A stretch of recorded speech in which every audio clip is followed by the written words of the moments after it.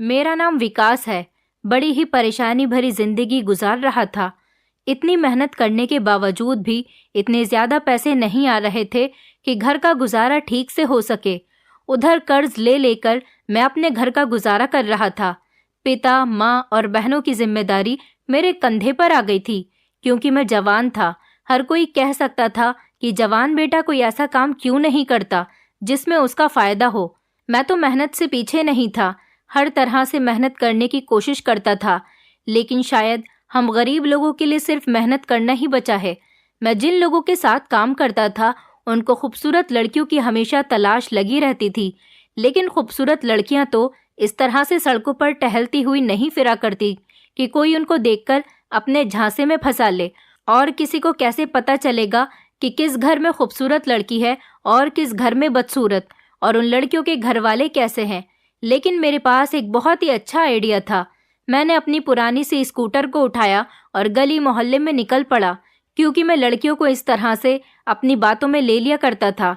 अपना पुराना सामान महंगे दामों पर बेच दिया करती थी और मेरे जानने वालों से मुझे पता चल जाता था कि कौन सी लड़की खूबसूरत है और जवान भी है। इसके बाद वो लड़की मेरे निशाने पर आ जाती थी और मैं उसे किसी भी तरह से किडनैप करके उसे सप्लाई कर देता था और फिर उन लोगों को बता देता। अगर मुझे ज्यादा मुश्किल होती थी तो वो लोग खुद ही हैंडल कर लेते थे। फिर मेरे साथ एक दिन कुछ ऐसा हुआ जिसने मेरे होश उड़ा दिए। मुझे नहीं पता था कि ये सब कुछ मुझे इतना महंगा पड़ने वाला है कि मैं एक दिन अपने ही बिछाए हुए जाल में फंस जाऊंगा। जो मैंने दूसरों के साथ किया, एक दिन मेरे साथ भी वैसा ही होगा। मैंने जो किया शायद उसके लिए मुझे मेरा भगवान कभी माफ नहीं करेगा। एक दिन घर जाते ही मुझे एक ऐसी खबर मिली जिसने मेरे होश उड़ा दिए। क्योंकि मेरे घर पर तो मैं बहुत ही गरीब परिवार से संबंध रखता था। मेरी जवान बहनें थीं और तो और मेरी एक 5 साल की बेटी भी थी। मेरी शादी को 2 ही साल गुजरे थे जब मेरी पत्नी की किसी कारण मौत हो गई। उस वक्त मेरी बेटी सिर्फ 7 महीने की थी। मेरी माँ बहनें तो मुझसे बहुत जिद करती कि मैं दूसरी शादी कर लूं, लेकिन मैं दूसरी शादी नहीं करना चाहता था। क्योंकि मैंने अक्सर देखा है कि सौतेली माँ सौतेली ही होती है। वो कभी भी किसी दूसरी औरत के बच्चे को अपनी औलाद समझकर नहीं पाल सकती। इसीलिए मैंने फैसला किया कि मैं अपनी सारी जिंदगी अपनी बेटी के नाम कर दूंगा और कभी भी दूसरी शादी नहीं करूंगा। मैं अपनी माँ का इकलौता बेटा था।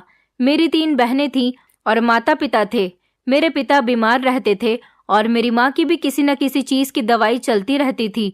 उधर मेरी बहनें जवान थीं और मुझे उनकी शादियां भी करनी थी। मैं मेहनत करके जितने पैसे घर कमा कर लाता था वो सारे पैसे ही किधर को खर्च हो जाते थे, कुछ पता ही नहीं चलता था। मेरी बेटी का ख्याल मेरी माँ रखती थी। वो मेरी बेटी से बहुत प्यार करती थी, इसलिए मैं अपनी बेटी की तरफ से तो बहुत बेफिक्र था। मैं मेहनत कर करके थक चुका था और अब मैंने ठान लिया था कि अगर मुझे पैसा कमाना ही है तो अपने हाथ को टेढ़ा ही करना पड़ेगा। मेहनत की कमाई से सिर्फ 2 वक्त की रोटी पूरी होती है, अपनी ज़रूरतें तो पूरी नहीं होती। हम लोग एक छोटे से गांव में रहते थे। ये बहुत पुराने टाइप का गांव बना हुआ था। यहाँ के लोग बहुत सीधे साधे थे। मैं एक स्कूल में चपरासी की नौकरी किया करता था, लेकिन वहाँ पर मुझे बहुत ज़्यादा काम करने पड़ते थे। उधर ही मेरी मुलाकात एक आदमी से हुई थी जो उसी स्कूल के प्रिंसिपल का दोस्त था और वहाँ पर उनसे मिलने के लिए आता था। मेरी उनसे अच्छी जान पहचान हो गई थी। उसने मुझे एक काम के बारे में बताया था और कहा था कि मुझे एक ऐसे आदमी की तलाश है जो इस पूरे गांव के बारे में अच्छी तरह से जानता हो। मैंने कहा कि मैं तो इसी गांव में पैदा हुआ हूँ। अपनी जिंदगी के पूरे साल मैंने इसी गांव में रहकर गुजारे हैं। यही के ही गली मोहल्ले में खेलकर बड़ा हुआ हूँ। उसे मेरी बात सुनने के बाद बहुत अच्छा लगा था। उन्होंने मुझसे कहा कि मैं तुम्हें अपने यहाँ काम पर तो रख लूँ, लेकिन काम थोड़ा गलत है। मैंने कहा कि लेकिन मेरा काम क्या है और मुझे क्या करना है। उसने मुझसे कहा कि तुम तो अच्छे से जानते हो कि मैं इस गांव का नहीं हूँ। मैं यहाँ पर सिर्फ अपने दोस्त से मिलने के लिए आता हूँ।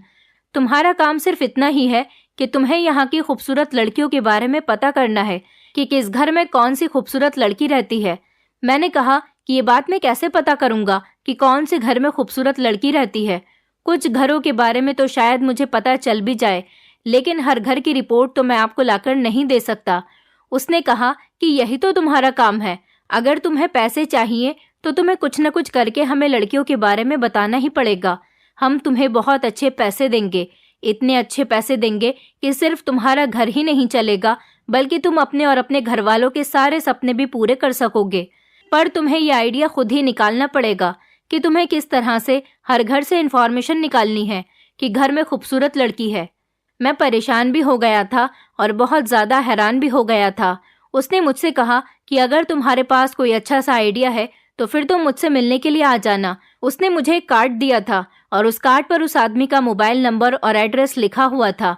उसने मुझसे कहा कि मैं तुम्हारा इंतज़ार करूंगा, पर मैं यही सब सोच रहा था कि मैं इस बारे में कैसे पता कर सकता हूँ। मैं एक मर्द था, कोई औरत तो नहीं था कि औरतों से बातें करने के बहाने उनके घरों में घुस जाऊं। एक औरत तो पूरे गांव में एक एक घर में किसी न किसी बहाने से घुस सकती है, लेकिन मैं तो नहीं जा सकता था। मैंने बहुत सोचा और बहुत ज़्यादा दिमाग लगाया। उसके बाद मेरे दिमाग में एक ऐसा खतरनाक टाइप का आइडिया आ गया कि मैं खुद हैरान हो गया और मुझे बहुत खुशी भी हुई थी कि मेरे दिमाग ने इतना अच्छा आइडिया कैसे सोच लिया था। काफ़ी दिनों तक तो मैं सोच विचार ही करता रहा था और उसके बाद मैं उस आदमी के दिए हुए पते पर चला गया था और जाकर उसे अपने आइडिया के बारे में बता दिया। पहले तो वो मेरा आइडिया सुनकर खुश हुआ था, फिर उसने मुझसे कहा कि मैं तुम्हारे आइडिया से बहुत ज़्यादा इम्प्रेस हुआ हूँ और समझ गया हूँ कि तुम मेरा काम अच्छी तरह से कर सकते हो। उसने कहा कि चलो अब तुम अपने काम को अंजाम दो और हम तुम्हारे लिए सामान का इंतज़ाम करते हैं। उसने मुझे खर्चे के लिए कुछ पैसे भी दे दिए थे, जिन्हें देखकर मैं बहुत खुश हुआ था। उसने कहा कि अब तुम अपने काम पर लग जाओ और उन्होंने मुझे मेरा काम करने के लिए पुरानी सी स्कूटर भी लेकर दे दी थी। मैं जब घर में अपनी स्कूटर लेकर आया तो मेरी माँ देखकर हैरान हो गई और उन्होंने कहा कि तुम्हें ये पुरानी सी स्कूटर किसने दे दी? आजकल तो पुरानी से पुरानी गाड़ी भी 30-40 हज़ार से कम की नहीं आ रही। मैंने कहा, माँ ये मैंने किराए पर ली है, मैं एक काम करने लगा हूँ। मेरी माँ कहने लगी कि ऐसा कौन सा काम करने लगे हो? मैंने कहा, मैं अपनी गाड़ी पर औरतों का पुराना सामान खरीदा करूँगा और उसे कबाड़ में बेच दिया करूँगा। मेरी माँ ने कहा कि तुम तो स्कूल में चपरासी का काम करते थे, हम लोगों से ये कहते थे कि उस स्कूल में चपरासी की नौकरी तुम और तुम्हारा दोस्त मिलकर करते हैं। अब तुम्हें ये कबाड़ी बनने का शौक कब से जागने लगा? ये काम अच्छा नहीं होता। अगर कोई इस काम के बारे में सुनेगा तो फिर तुम्हारी बेटी और तुम्हारी बहनों के रिश्ते कैसे आएंगे? मैंने कहा, माँ आखिर गरीब इंसान की कौन सी इज्जत होती है? वो तो गरीब ही रहता है। चाहे मैं स्कूल में चपरासी की नौकरी करूं या किसी के घर पर झाड़ू बर्तन करने का काम करूं या फिर कबाड़ी का काम करूं, काम तो काम ही होता है ना। मैं कुछ भी कर लूं लेकिन रहूंगा तो मैं गरीब ही। बस आप इस बारे में कुछ मत बोलो। मेरी माँ को ये सब बिल्कुल भी अच्छा नहीं लग रहा था और मेरी बहनें भी मुझे अजीब शक्लें बनाकर देख रही थी। ये काम मेरे घर वालों को कुछ बड़ा ही अजीब सा लग रहा था। मैंने उनसे कहा कि मैं तुम सब लोगों के लिए ही तो ये सब कुछ कर रहा हूँ, इसलिए प्रार्थना करना मेरे लिए कि मेरा ये काम अच्छा चले और मैं अपने काम में कामयाब रहूं। फिर हमारे घर की सारी परेशानियां दूर हो जाएंगी। मेरी माँ इस काम के बहुत ज़्यादा खिलाफ थी। उन्होंने तो रोना ही शुरू कर दिया था, लेकिन मैं उनको कैसे बताता कि मैं कौन सा काम करना चाहता हूँ। मुझे जासूसी करनी थी और मेरे पास आइडिया भी बहुत अच्छा था। मैं बहाने से एक घर के दरवाजे पर चला गया था। दरवाजे पर एक लड़की आई जिसकी उम्र बहुत कम लग रही थी। मैंने उससे कहा कि घर में कोई भी पुराना सामान हो या आपकी कोई भी पुरानी ज्वेलरी या कपड़े, जूते, चूड़ियाँ वगैरह पड़ी हुई हों, आप मुझे दे दो। यहाँ तक कि अगर सर के बाल भी जो कंघे में टूट जाते हैं वो भी मैं खरीदने के लिए आया हूँ। उसने कहा कि कितने में खरीदोगे? मैंने बहुत ज़्यादा पैसे बताए थे तो वो लड़की हैरान रह गई थी। उसने कहा कि ये जो सर के बाल होते हैं ये क्या इतने ज़्यादा महंगे दिखते हैं? वो सर के बालों के पैसों के बारे में सुनकर चौंक गई थी, क्योंकि उसे उम्मीद नहीं थी कि आखिर सर के टूटे हुए बाल भी इतनी कीमत पर बिक सकते हैं। मैंने कहा कि हाँ, सर के बाल भी और बाकी सारी चीज़ें भी काफ़ी कीमत पर बिकती हैं।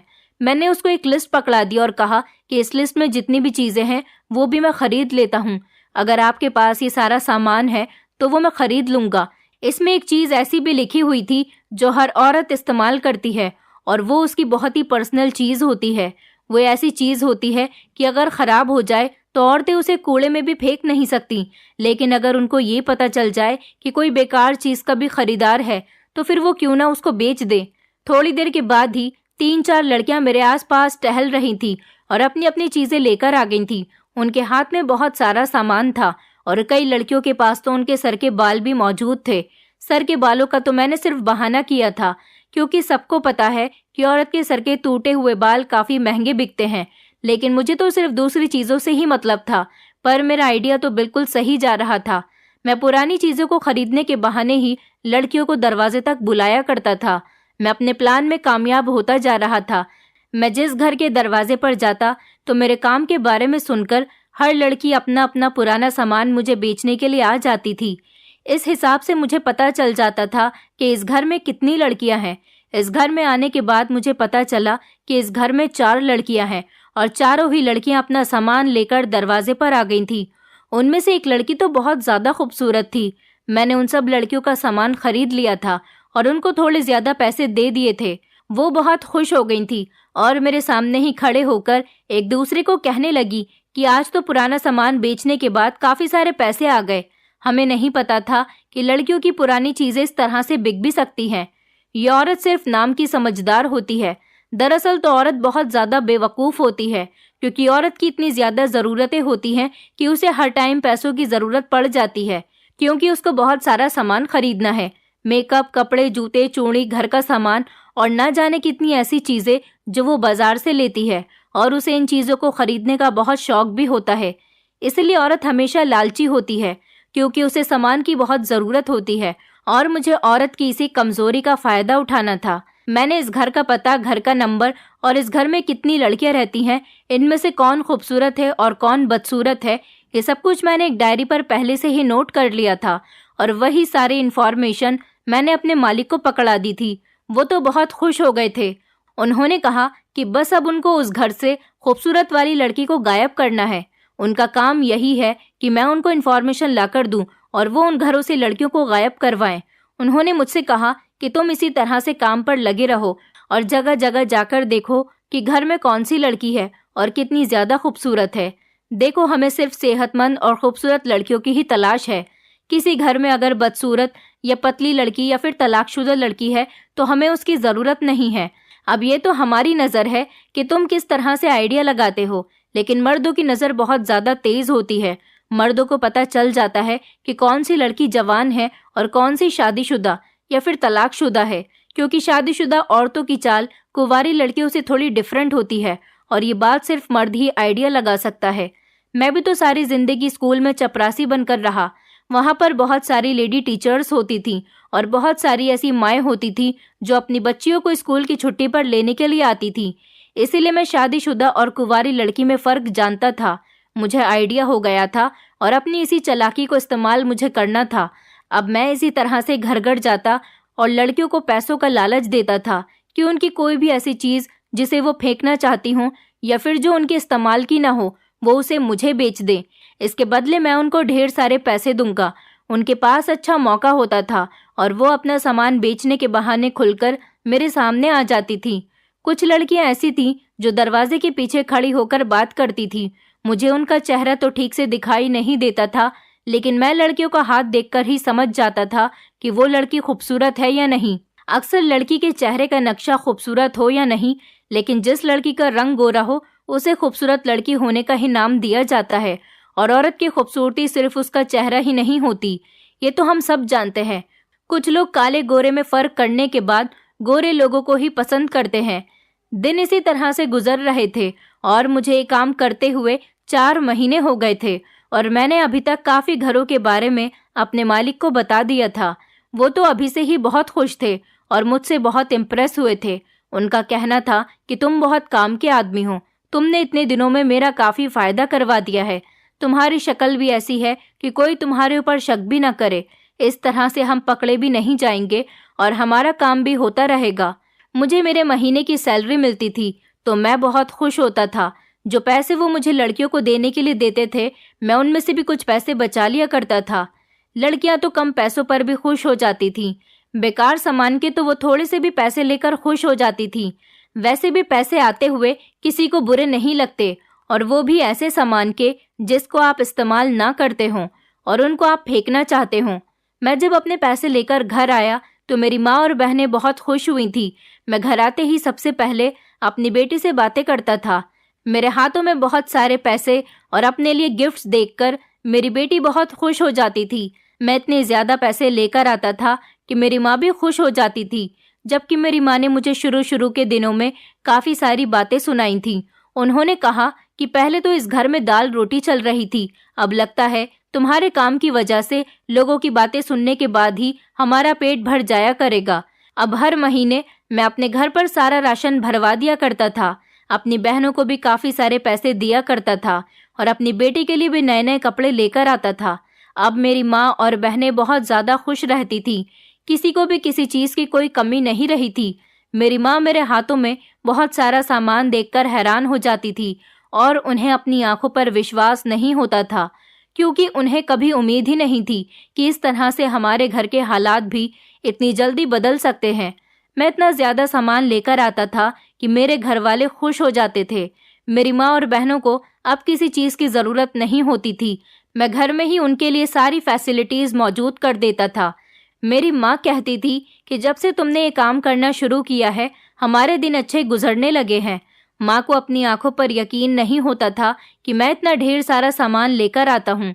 मैंने अपनी माँ से कहा, माँ मैंने आपसे कहा था ना कि इस काम में बहुत पैसे मिलते हैं। मेरी माँ मुझे बहुत आशीर्वाद देती थी। मैंने अपनी माँ से कहा, माँ आप परेशान मत हो, मैं अपनी बहनों की शादी भी खूब धूमधाम से करूँगा और उनकी शादी में किसी तरह की कोई कमी नहीं होने दूंगा। मैं सब कुछ ठीक कर दूंगा। मैं अपने पिता के लिए दवाइयाँ लेकर जाता था।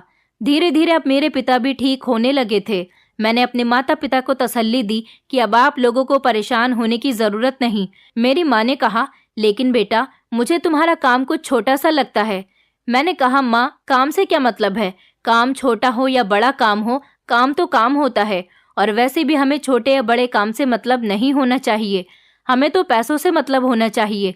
माँ ने कहा कि मुझे अपनी परवरिश पर पूरा भरोसा है बेटा, तू इन बहनों का अकेला भाई है और फिर तेरी अपनी भी एक छोटी सी बेटी है।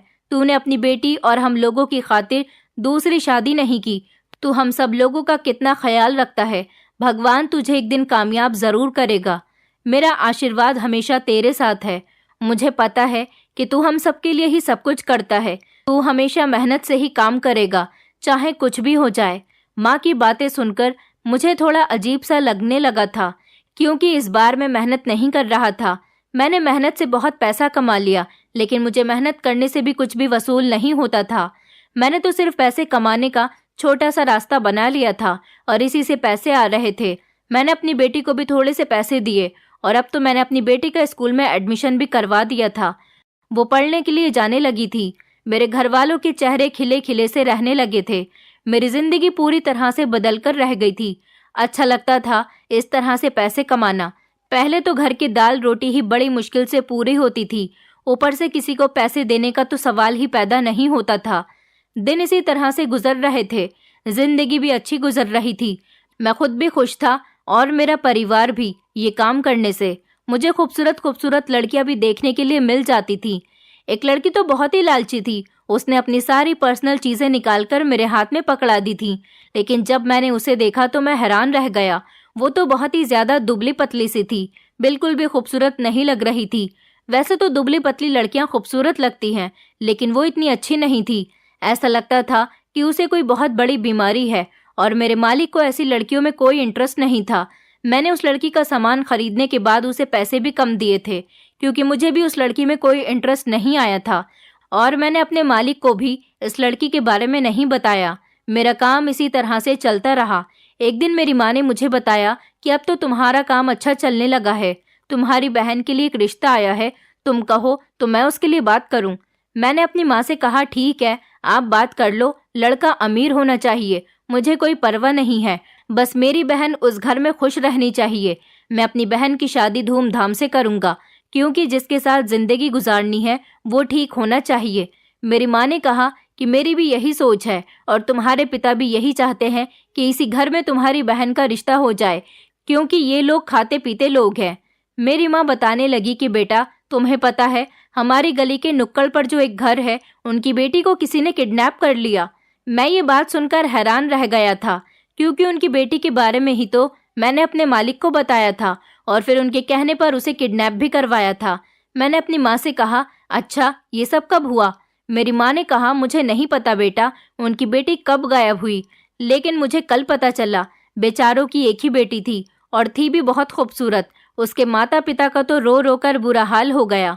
मुझसे तो उन लोगों की हालत देखी ही नहीं जाती। मैंने उसकी माँ को तसल्ली दी और मेरा दिल भर आया था। फिर मैं घर को वापस आ गई। उन्होंने अपने घर में पूजा रखी थी अपनी बेटी के मिलने के लिए। मैं तो पूजा करने के बाद फौरन ही वहां से आ गई। मैं तो प्रार्थना करती हूँ कि वो बेचारी जल्द से जल्द मिल जाए।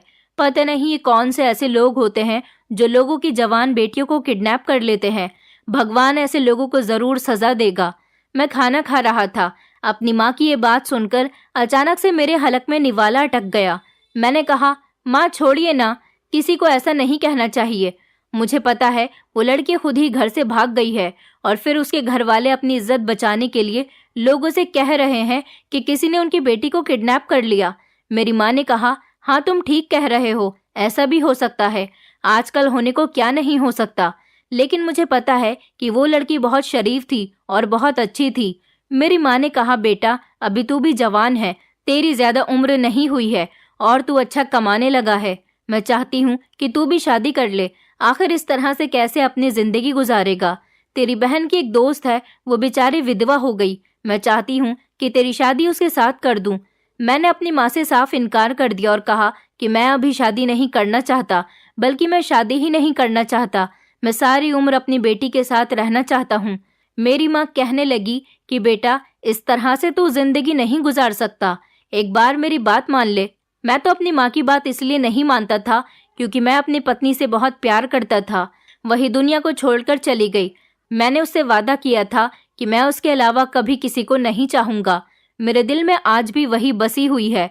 मेरी माँ मेरी बात सुनकर तो खामोश हो जाती थी, लेकिन उन लोगों को बहुत कोस रही थी जिन्होंने उस लड़की को किडनैप किया था।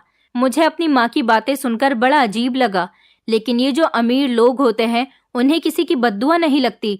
गरीब लोग ऐसे ही उनको बुरा समझते हैं, बुरा भला भी कहते हैं, लेकिन असल में वो अपनी जिंदगी के मजे ले रहे होते हैं। ये बात बड़ी अजीब सी है। माँ ने मुझे मेरी बहन के रिश्ते के बारे में बताया। मुझे लड़का बहुत पसंद आया था, क्योंकि पहले मेरी बहन के गरीब होने की वजह से रिश्ते नहीं लग रहे थे। इसलिए अब मैंने फैसला कर लिया था कि मैं अब अपनी बहन की शादी किसी और गरीब लड़के से नहीं बल्कि अमीर परिवार में ही करूंगा। मेरी बहन का रिश्ता तय हो गया था और मेरी बहन की मंगनी जल्द ही होने वाली थी। मैंने अपनी बहन की एंगेजमेंट के लिए एक अच्छा शादी हॉल बुक करवाया था और अपनी बहन के लिए काफी सारे जेवर भी बनवा लिए थे। अब मेरे पास ज्यादा पैसा आ गया था, इसलिए मैं अपनी बहनों के सारे शौक पूरा करना चाहता था। मेरी बहन अपनी एंगेजमेंट वाले दिन पार्लर से तैयार होने के लिए गई थी। मंगनी की सारी तैयारियां हो चुकी थी, मेहमान भी आना शुरू हो गए थे। इधर मैं शादी हॉल के सारे काम देख रहा था। अचानक मेरे घर से मेरी माँ की कॉल आई। उन्होंने मुझे बताया, बेटा अब शगुन हो गया। मेरी माँ फोन पर फूट फूट कर रो रही थी। मैं बहुत परेशान हो गया। मैंने अपनी माँ से कहा कि माँ आप रो क्यों रही हो, मुझे बताओ क्या बात है। फिर मेरी माँ ने मुझे बताया कि बेटा तुम्हारी बहन गायब हो गई है।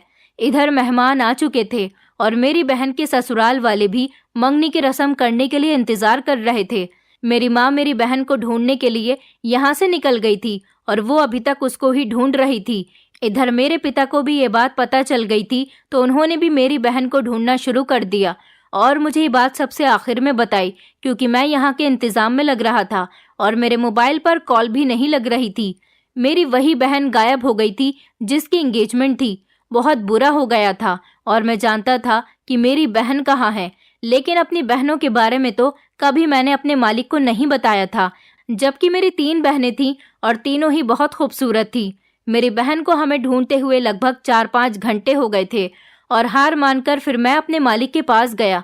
मैं वहां पर गया तो मैंने देखा कि मेरी बहन वहां पर दुल्हन बनी हुई रो रही थी।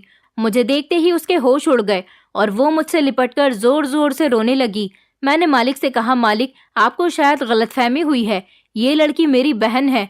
उन्होंने कहा कि इसमें कौन सी बड़ी बात है, ये तुम्हारी बहन है। सबसे ज्यादा अफसोस हमें इसी बात का है कि तुमने अपने पूरे गांव के खूबसूरत लड़कियों के बारे में हमें बता दिया, जबकि सबसे ज्यादा खूबसूरत लड़कियां तो तुम्हारे अपने ही घर में थीं। तुम्हारी तीनों बहनें बहुत सुंदर हैं, कभी तुमने हमें अपनी बहनों से मिलवाया ही नहीं। तुम्हें नहीं पता कि मैं तुम्हारे पीछे तुम्हारे घर पर गया था। तुम काफी दिनों से मुझसे मिलने के लिए नहीं आए थे। मैंने सोचा आज मैं तुम्हारे घर जाकर तुम्हारे घर के हालात देख लेता हूँ। मेरे पास तुम्हारा एड्रेस था, क्योंकि मैंने तुम्हारे बारे में भी सारी इन्फॉर्मेशन निकाली हुई थी। मैं कभी कोई कच्चा काम नहीं करता। मुझे पता है कि कोई भी इंसान कभी भी धोखा दे सकता है। इसलिए एक दिन मैं तुम्हारे घर गया। वहाँ जब मैंने तुम्हारी तीनों बहनों को देखा तो मैं बहुत ज़्यादा खुश हुआ था और मुझे इस बात पर गुस्सा भी आया था कि तुम्हारे ही घर में सबसे ज़्यादा खूबसूरत लड़कियां हैं। तुमने अपनी बहनों के बारे में हमें क्यों नहीं बताया? अगर तुम चाहो तो अपनी बहनों की डबल कीमत हमसे वसूल कर सकते हो, लेकिन मुझे तुम्हारी ये बहन बहुत पसंद आई है। मैं तुम्हारी बहन को बेचूंगा नहीं, बल्कि मैं तुम्हारी इस बहन से शादी करूंगा। मैंने अभी तक शादी इसलिए नहीं की क्योंकि किसी भी लड़की पर मेरा दिल नहीं आया था। हालांकि दिल लगी बहुत सारी लड़कियों के साथ की है। उस दिन जब मैं तुम्हारे घर गया था तो तुम्हारी ये वाली बहन मेरे लिए चाय बनाकर लाई थी। इसकी अदाएं, इसकी बातें और इसके हाथ की बनी हुई चाय मुझे बहुत पसंद आई थी।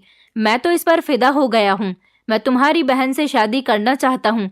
मैं जानता था कि एक भाई कभी अपनी बहन को एक ऐसे आदमी के हवाले नहीं करेगा जो लड़कियों को बेचने और खरीदने का काम करता हो। घी सीधी उंगली से नहीं निकलता, इसलिए मैंने उंगली को टेढ़ा कर लिया। मुझे पता था कि तुम कभी भी अपनी बहन की शादी मुझसे नहीं करवाओगे। मुझे पता चला कि तुम्हारी बहन की शादी होने वाली है, तो सोचा ऐसा तो कभी नहीं हो सकता। मैं जिस लड़की को पसंद करता हूँ उसको मैं कभी भी किसी और का नहीं होने दे सकता।